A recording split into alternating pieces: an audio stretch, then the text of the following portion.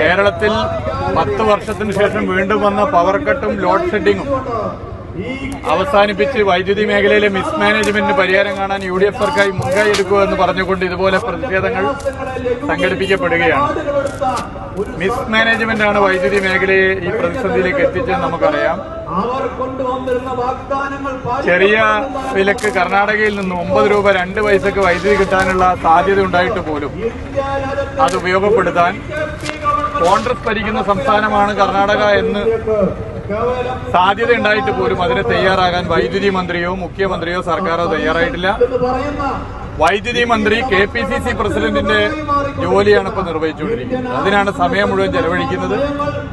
കോൺഗ്രസിലെ തമ്മിലടി തീർക്കാൻ KSU സംസ്ഥാന പ്രസിഡന്റും മുഖ്യമന്ത്രിയും തമ്മിലുള്ള പ്രശ്നം തീർക്കാനൊക്കെയാണ് ഒരു ദിവസത്തെ പരമാവധി സമയം വൈദ്യുതി വകുപ്പ് മന്ത്രി ഉപയോഗപ്പെടുത്തുന്നത്.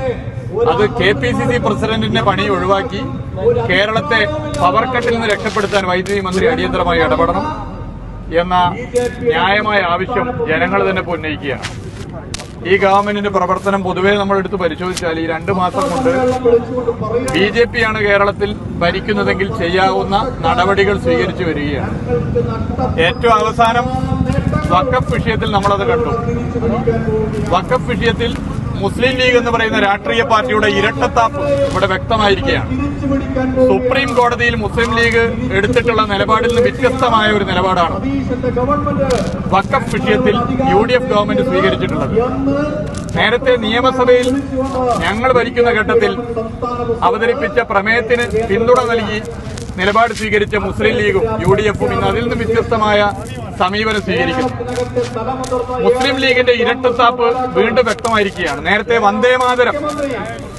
ഈ വന്ദേമാതരം സത്യപ്രതിജ്ഞാ ചടങ്ങിൽ മുഴുവൻ ഈരടികളും ആലപിച്ചപ്പോഴും മുസ്ലിം ലീഗ് മൗനം പാലിച്ചു.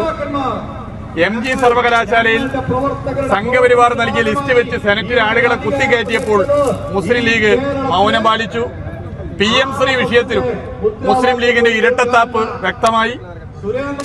ധർമ്മേന്ദ്ര പ്രധാൻ എന്ന ഇന്നലെ രാജിവെച്ച കേന്ദ്ര വിദ്യാഭ്യാസ മന്ത്രി വിളിച്ചു ചേർത്ത യോഗത്തിൽ സമരം രൂക്ഷമായ ഘട്ടത്തിൽ മുസ്ലിം ലീഗ് നേതാവ് കൂടിയായ വിദ്യാഭ്യാസ മന്ത്രി മിനിഞ്ഞാന്ന് പങ്കെടുത്തു എന്ന് മാത്രമല്ല, ഇനി പങ്കെടുത്തത് പോട്ടെ, നേരത്തെ വിളിച്ച യോഗമാണെന്ന് പറയാം, അതിലൊരു പ്രതിഷേധ സ്വരം പോലും ഉയർത്താൻ മുസ്ലിം ലീഗ് നേതാവ് കൂടിയായ വിദ്യാഭ്യാസ മന്ത്രി തയ്യാറാകാതിരുന്നതും പൊതുവെ ഇപ്പൊ ചർച്ച ചെയ്യപ്പെടുകയാണ്.